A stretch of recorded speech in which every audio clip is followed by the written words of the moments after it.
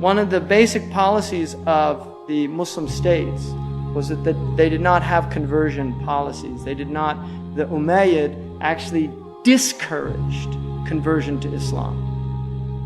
And that is historically documented. They discouraged conversion to Islam. And the way they did it was you had to join an Arabian tribe in order to become a Muslim. You actually had to join a tribe. And that was stopped by Umar ibn Abdul Aziz, the fifth rightly guided caliph. He ended that system. It's called the Muwali system.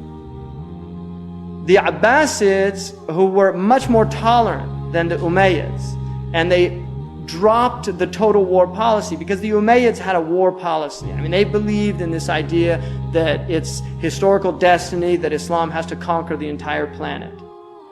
And they basically destroyed their empire in attempting that. It imploded. I mean, they just expanded too quickly, too far, too fast, and it imploded. And the Abbasids, recognizing the fallacy of that argument, adopted a much more tolerant, and this comes also from the Bar Mekkids, who were Afghanis, who came from an extremely tolerant background, who were the dominant ministers, and they had been Buddhist prior to being Muslim.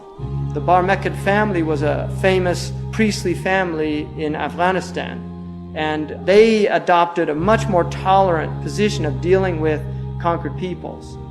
And that goes all the way up to 1258 with the fall, and the Mughals were initially very barbaric but became quite civilized, and they also had extremely tolerant policies.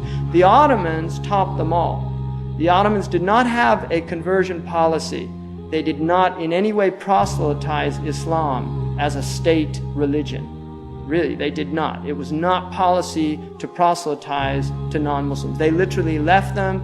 They were called milal, and the millet, they left them. They had their own court systems, and this came from the hadith in which the Prophet ﷺ was asked by the Jews to judge between them, and Allah subhanahu wa ta'ala says, كيف يحكمونك وفيهم التوراة وعندهم التوراة فيها حكم الله. How can they come to you and ask you to judge between them, and they have the Torah, and in it is the rule of Allah.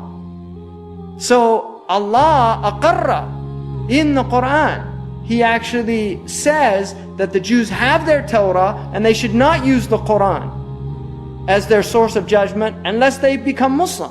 And for that reason, the Ottomans had courts for the Jews in which the rabbis did their own rulings, and the Christians had their own courts.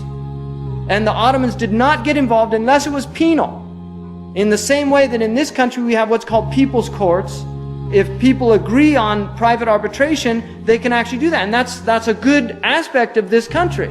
Whereas with penal, if you get into outside of civil code and into criminal code, then the state takes its authority. And it was similar in the Ottoman Empire. As long as it was civil, it was left to the millet to decide their own rulings. And that is, according to some researchers, where the West actually got that. Because Henry Stubbs, who was an expert on Ottoman policies of toleration, was contemporaneous with Hobbes, who introduces the idea of, and Henry Stubbs felt that the toleration of the Ottomans, if the Europeans adopted it, it would solve the problem of religious wars.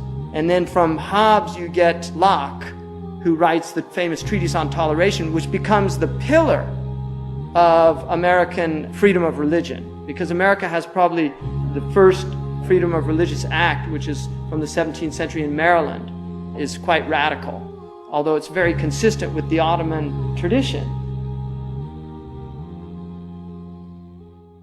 محمد سيد الكونين والثقلين والفريقين من عرب ومن عجم. محمد سيد الكونين والثقلين والفريقين من عرب ومن